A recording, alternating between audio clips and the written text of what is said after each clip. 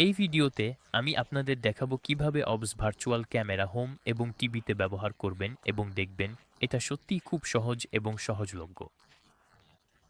তাহলে প্রথমেই আপনাদের যা করতে হবে তা হলো এই দুইটি ফাইল ইনস্টল করা। আমি আপনাদের জন্য লিঙ্কটি ডিসক্রিপশনে দিয়ে দেব। দুটোই ডাউনলোড করুন এবং আমরা এগুলো ইনস্টল করব। তাই আমি প্রত্যেকটার জন্য ডাউনলোডে ক্লিক করব এবং ডাউনলোড খুব দ্রুত শুরু হয়ে যাবে। উদাহরণস্বরূপ এখানে এইটার জন্য ডাউনলোড শুরু হয়েছে এবং অন্যটার জন্য সেটাও ডাউনলোড হচ্ছে। তাহলে যখন ডাউনলোড শেষ হয়ে যাবে বন্ধুরা, আমি ফোল্ডারটি খুলব। দেখুন বন্ধুরা, ডাউনলোড শেষ। এসো এগুলো তাদের নিজ নিজ ফোল্ডারে খুলে দেখি। দেখুন আমাদের দুইটি ফাইল এখানেই আছে।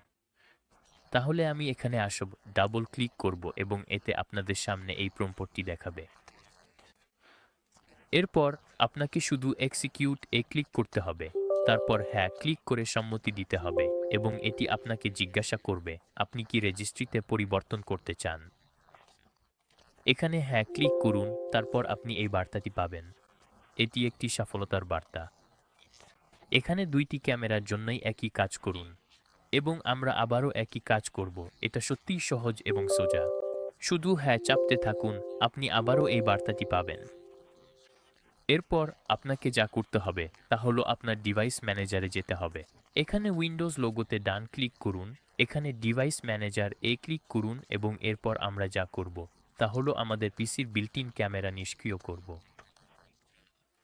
তাহলে যদি আপনি একটি ল্যাপটপ ব্যবহার করেন তাহলে আপনার একটি বিল্ট-ইন ক্যামেরা থাকার কথা। এখানে আমাদের কাছে হ্যাপি হেডি ওয়েবক্যাম আছে। আমি এটা নিষ্ক্রিয় করব।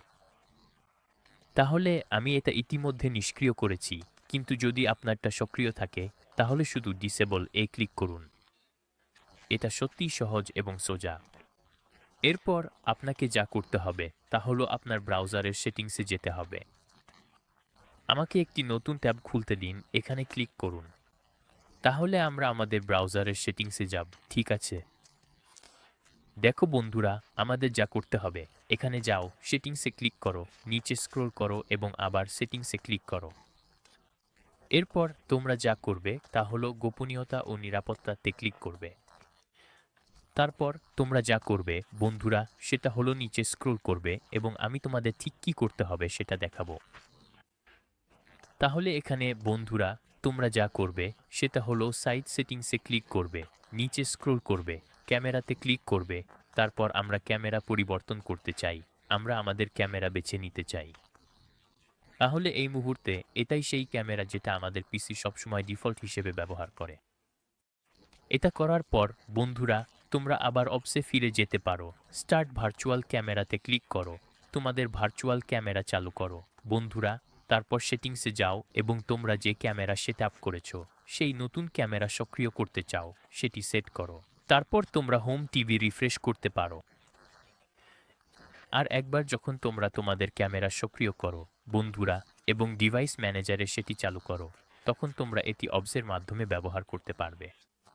এটা সত্যি এতটাই সহজ এবং সহজলভ্য।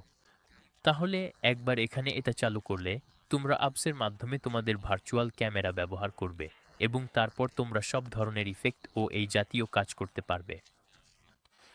আশা করি এই ভিডিওটা তোমাদের কাজে এসেছে বন্ধুরা। যদি তাই হয়ে থাকে তাহলে লাইক বাটনে চাপ দিতে ভুলবে না।